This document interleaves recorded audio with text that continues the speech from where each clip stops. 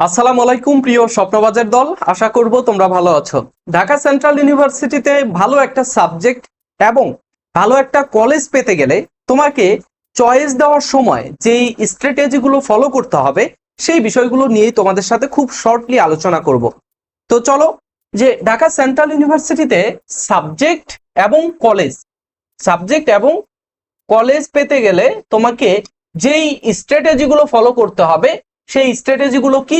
সর্বপ্রথম সর্বপ্রথম তোমার পছন্দ অনুসারে তোমাকে সাবজেক্ট চয়েস দিতে হবে। তোমার কি দেখতে হবে? তোমার পছন্দ পছন্দ কোনটার উপরে আছে সেইটা তোমাকে আগে খুঁজে বের করতে হবে। আমার মতো যেন না হয়। আমার যখন অ্যাডমিশন দেই তখন আমার একটা পছন্দ ছিল, পছন্দ হচ্ছে আমার একটা সিট লাগবে, জাস্ট পাবলিকে একটা সিট লাগবে। যখন আমি হাজী মোহাম্মদ দানিশের চতুর্থ স্থান অর্জন করলাম তখন আমি ভাবলাম যে এখানে তো ল নাই, আমি যেহেতু প্রথম দিকে আছে আমার মেরিট, আমি 4 নাম্বার হয়েছি হাজী দানেশে, তো আমার মেরিট যদি সামনের দিকে থাকে তো আমি ল না নিয়ে আমি ইংরেজি বাংলা এগুলো কেন নিব? তো তখন আমার পছন্দ কিন্তু পরিবর্তন হয়েছে। তারপরে আমি যখন জগন্নাথ বিশ্ববিদ্যালয়ে আমার মেরিট আসলো 168তম হয়েছি, তো তখন আমি ভাবলাম যে এখানে ল হয়তো বা পাবো না, আমি ল এর পরে ইংরেজিটা দেই। তো আমি ল প্রথমে দিয়েছি, তারপরে ইংরেজি দিয়েছি। দেওয়ার পরে প্রথমে আমার ইংরেজি আসছে, তারপরে একদিন অপেক্ষা করেই আমি আমার মাইগ্রেশন অফ করে দিয়েছি। যে আমি আর আমার পছন্দ ছিল প্রথমে ল, তারপরে প্রথমে আমার আমি চাইছিলাম জাস্ট একটা পাবলিকে একটা সিট লাগবে। তারপরে আমি ভাবলাম যে আমি যেহেতু সামনের দিকে আছি আমি ল নিব। তারপরে যখন আমার আবার পছন্দর পরিবর্তন হইলো তখন আমি ইংরেজি নিয়ে পড়ার চিন্তা ভাবনা করলাম। তো তোমার আগে প্রথমে কি করতে হবে? তোমার পছন্দ নির্ধারণ করতে হবে। দ্বিতীয় নাম্বার হচ্ছে তোমার সুযোগ সুবিধা দেখতে হবে।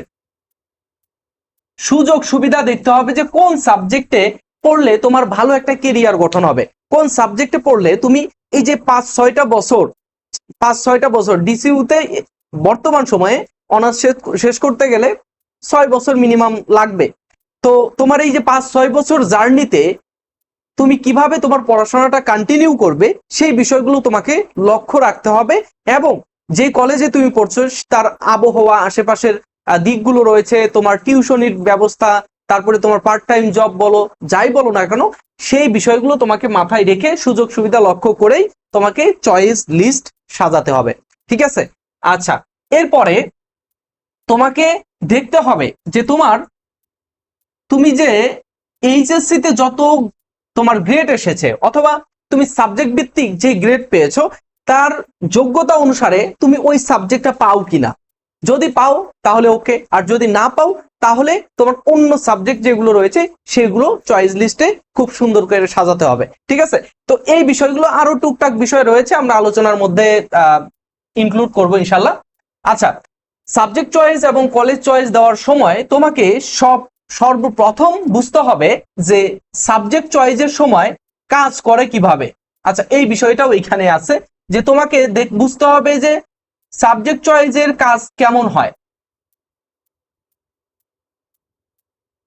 সাবজেক্ট চয়েস কিভাবে কাজ করে, অর্থাৎ সাবজেক্ট তুমি একটা চয়েস লিস্ট সাজাইলা, সাজানোর পরে তোমার বুঝতে হবে যে কিভাবে টিচাররা সাবজেক্ট সিলেক্ট করবে, করার পরে কিভাবে মাইগ্রেশন হবে। সো এই বিষয়টাও তোমাকে লক্ষ্য করতে হবে।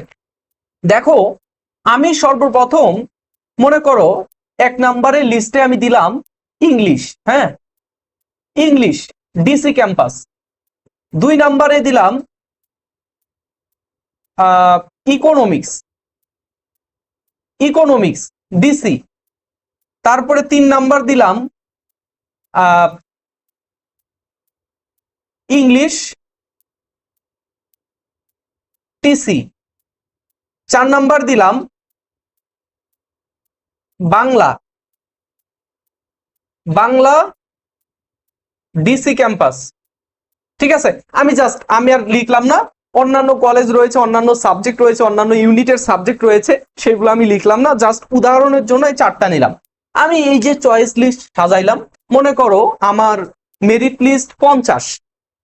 এখন আমার এই চয়েস লিস্ট দেওয়ার সাথে সাথে, সরি 50 না, আমি একটু বেশি ধরি, 500 500 500 মেরিটে আমার সর্বপ্রথম এই যে ঢাকা কলেজে আমি তো প্রথম আমার পছন্দের, সব থেকে পছন্দের সাবজেক্ট এটা, বা পছন্দের সাবজেক্ট এবং কলেজ 2 নাম্বার হচ্ছে এটা, 3 নাম্বার হচ্ছে এটা, 4 নাম্বার এটা। সর্বপ্রথম টিচাররা কি করবে, টিচাররা দেখবে যে এই যে প্রথম যেটা দিয়েছো 1 নাম্বারটা তোমার চয়েস লিস্ট অনুসারে তুমি সাবজেক্ট পাও কিনা। প্রথম কি দেখবে, 1 নাম্বার যেটা রয়েছে সেটা তোমাকে টিচাররা দেখবে। 2 নাম্বারে আসবে, এসে দেখবে যে যদি এটা তুমি না পাও তাহলে তোমার তখন ট্রাই করবে 2 নাম্বারটাতে। 2 নাম্বারে তুমি কি এলিজিবল কিনা, ওই সিট ওইখানে কি ওই ডিপার্টমেন্টে কি সিট ফাঁকা আছে কিনা। যদি সিট ফাঁকা থাকে ভাইয়া তাহলে তোমাকে এই সাবজেক্টটা দিবে, আর যদি না থাকে চলে আসবে 3 নাম্বারে। 3 নাম্বারে আসার পরে এটাও সিট ফাঁকা নাই, তখন তোমাকে দেখবে হচ্ছে 4 নাম্বারে আসার পরে এটাতে সিট ফাঁকা আছে, তখন তোমাকে এই ঢাকা কলেজের বাংলা সাবজেক্টে ভর্তি করালো, তুমি সর্বপ্রথম ভর্তি হয়ে নিবা। ঠিক আছে, সর্বপ্রথম তুমি এই সাবজেক্টে ভর্তি হয়ে নিছো, তো প্রথম মেরিট দিয়ে দিল। প্রথম মেরিটের পরে যখন দ্বিতীয় মেরিট দিবে, অর্থাৎ প্রথম মাইগ্রেশন, তখন তোমাকে দেখবে যে এই সাবজেক্টটা তুমি পাইছো, এইখানে বাংলা এই সাবজেক্ট পাইছো, এরপরে তোমাকে দেখবে হচ্ছে উপরের দিকে। ঠিক আছে, উপরের দিকে দেখবে, উপরের দিকে কেমন, যে আবার তোমাকে দেখবে যে এই উপরে যে লিস্ট আছে তোমার এই দিক থেকে 3 নাম্বার, যেটা 4 নাম্বার তো পাইছো, 3 নাম্বারটাতে তোমাকে দেখবে যে 3 নাম্বারটাতে সিট ফাঁকা আছে কিনা। যদি 3 নাম্বারটাতে সিট ফাঁকা থাকে তখন তোমাকে 3 নাম্বারে উন্নতি করবে। আর যদি তারপরেও তোমাকে দেখবে হচ্ছে 3 নাম্বারটাতে ওই একই মেরিট লিস্টে যদি 3 নাম্বারটাতে সিট ফাঁকা হওয়ার পরে দেখে যে এই যে 2 নাম্বারটাতেও সিট ফাঁকা হয়েছে, তো 3 নাম্বারটাতে না দিয়ে একেবারে 2 নাম্বারটাতে দিবে। ঠিক আছে, তো তোমার আবার তখন একটা প্রশ্ন থাকে যে ভাইয়া আমি যদি এই যে পরবর্তীতে আমার পছন্দের পরিবর্তন হইলো, আমার মতো যে পছন্দের পরিবর্তন হওয়ার পরে আমার মনে হইলো যে এটা থেকে এই যে 3 নাম্বারটা বেটার, আমি 3 নাম্বারটাতে ভর্তি হতে পারবো কি, মোটেও না। তোমার যখন তোমার এই যে উপরের দিকে সাবজেক্ট তুমি 2 নাম্বারটা পেয়ে গেলা, সিট এই দুইটা, এটাতেও ফাঁকা আছে এটাতেও ফাঁকা আছে, তখন তোমাকে এটাতে দিল, এটাতে ফাঁকা নাই, তো এটাতে আপাতত ভর্তি হতে পারছো না। এটা থেকে এটাতে আসলো, আসার পরে যদি দেখে যে উপরের এই সিট ফাঁকা আছে তখন তোমাকে এটা নিয়ে আসলো। ঠিক আছে, এই পর্যন্ত তো ছিলাম, এটাতে তোমাকে ভর্তি করালো। তোমার যদি এখন ভাল লাগে যে আমার ভাইয়া 3 নাম্বারটা পছন্দ, তুমি আর কিন্তু নিচের দিকে ব্যাক করতে পারবা না। ঠিক আছে, সো তুমি কি করবা, তোমার এই যে উপরের দিকে ভালো ভালো সাবজেক্ট গুলো দিবা, ভালো ভালো কলেজ গুলো দিবা, দেওয়ার মাধ্যমে তোমার উপরের দিকে খালি উঠতে থাকবে। ঠিক আছে, যদি মাইগ্রেশন হয় তোমার কোন দিকে যাবে, উপরের দিকে যাবে, নিচের দিকে আর যাবে না। তো সেই জন্য তোমাদেরকে সতর্কতার দিক থেকে আমি বলি, সতর্কতার বিষয়টা তোমাদেরকে বিবেচনা করতে বলি যে এই বিষয়ে তুমি একটু সতর্ক থাকবা। চয়েস লিস্ট যখন তুমি সাজাবা ঠিক তখনই তোমাকে উপরের দিকে দিতে হবে ভালো সাবজেক্ট, তারপরে একটু কম ভালো অথবা তোমার অপছন্দের সাবজেক্ট, তারপরে আরো বেশি অপছন্দের সাবজেক্ট, এইভাবে উপরের দিক থেকে আস্তে আস্তে আস্তে আস্তে নিচের দিকে কম পছন্দের সাবজেক্ট গুলো দিয়ে তুমি সাজাবা। ঠিক আছে, তো এই বিষয়টা তোমাদেরকে মাথার মধ্যে আমি ঢুকাইতেই পারি না। একটু আগে এই যে এখন আমি স্টিল দাঁড়ায় আছি, একটু আগে 30 থেকে 40 মিনিট আগে একজন স্টুডেন্ট আমাকে নক করছে যে ভাইয়া আমি আমার মেরিট তো এত, আমার 6000 কত যেন দেখলাম, যে ভাইয়া আমার এই মেরিট অনুসারে আমি কি ভালো সাবজেক্ট পাবো। তো আমি বললাম যে ভাইয়া তুমি, আমি যেই বলে আমি বলি যে তোমার পছন্দ অনুযায়ী এবং তোমার মেরিট লিস্ট যাই থাকুক না কেন, তোমার পছন্দ অনুযায়ী উপরের দিকে যেই সাবজেক্ট গুলো থাকে বা পছন্দের সাবজেক্ট থাকে সেইগুলো তুমি দিবা। তো সে বলল যে ভাইয়া আমার তো মেরিট লিস্ট অনেক দূরে, আমি কি ভালো সাবজেক্ট উপরের দিকে দিলে পাবো। আমি আর কিচ্ছু বলি না, আমি কোনো রিপ্লাইও দেই নাই। আমি ভাবলাম যে আমি ভিডিও দিয়ে হয়তো বা তাকে বুঝাই দিতে পারবো, কেননা একজন স্টুডেন্ট যখন মেসেজ করে বারবার তাকে একটা জিনিস বুঝাইলেও যখন সে না বুঝে, তখন হয়তো বা পাবলিক প্লেসে বা পাবলিক ফেস অনুসারে সবাইকে যেটা বুঝাই তাকেও তখন সেটাই বুঝাইতে হবে। ঠিক আছে, সো এটাই হচ্ছে বিষয়। যে তোমরা যারা সাবজেক্ট চয়েস দিবে, কলেজ চয়েস দিবে, অবশ্যই উপরের দিকে ভালো, নিচের দিকে কম ভালো, ঠিক আছে? এইগুলো এই অনুসারে সাজাবা।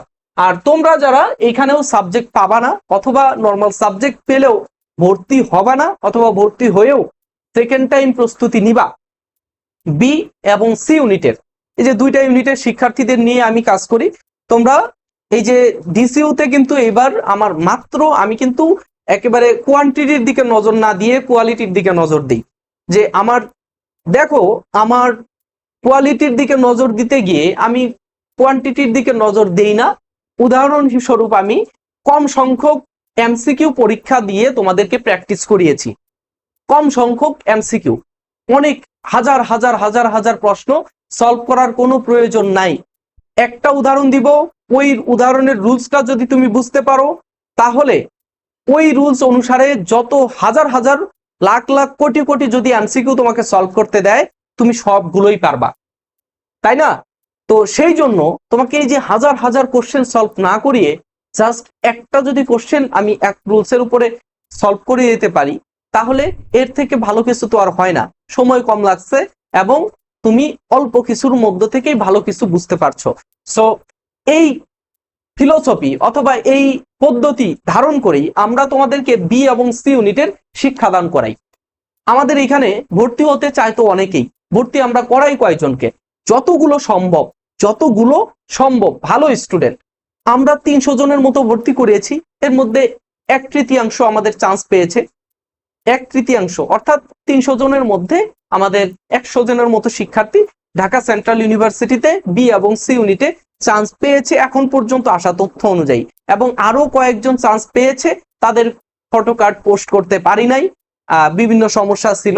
তো এখনো অনেকেই ফটো কার্ড দিচ্ছে, অনেকেই ফটো দিচ্ছে, তথ্য দিচ্ছে। সো অনেকেই তথ্য দেয় নাই। এই যে দিক থেকে আমরা 100-র উপরে হবে, আরো 1-150। তো আমরা প্রায় 40%, 50% কিন্তু স্টুডেন্ট আমাদের এখান থেকে চান্স পেয়েছে। তো তোমরা যারা সেকেন্ড টাইম ভর্তি পরীক্ষার প্রস্তুতি নিবা, ভাইয়া তোমাদের কাছে একটাই কথা যে তোমরা ভালো একটা প্ল্যাটফর্ম, শুধু আমার এখানে না, দেশে কি আরো প্ল্যাটফর্ম নাই? অবশ্যই আছে। তাদের এখানে তোমরা ধারাবাহিক পরীক্ষা দেওয়ার জন্য এক্সাম ব্যাচগুলোতে জয়েন করো। কেননা তোমরা এই যে সেকেন্ড টাইম ভর্তি প্রস্তুতি যারা নিচ্ছ, তোমাদের সমস্যা একটাই। কি সমস্যা?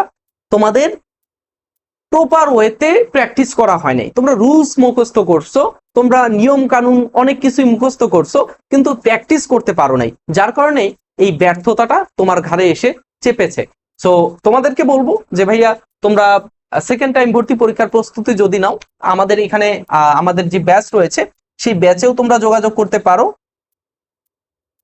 তোমরা এই ব্যাচে জয়েন করতে পারো এবং এই ব্যাচে জয়েন করার মূল্য হচ্ছে আমাদের 199 টাকা, ঠিক আছে? এই নাম্বারে হোয়াটসঅ্যাপ রয়েছে, তোমরা মেসেজ করতে পারো যে ভাইয়া সেকেন্ড টাইম এক্সাম ব্যাচে জয়েন করবো। আমরা ব্যাচটা খুব দ্রুতই শুরু করে দেব।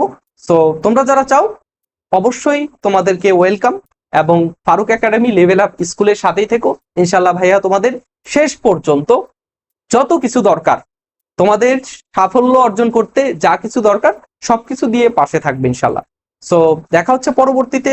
আল্লাহ হাফেজ, আসসালামু আলাইকুম।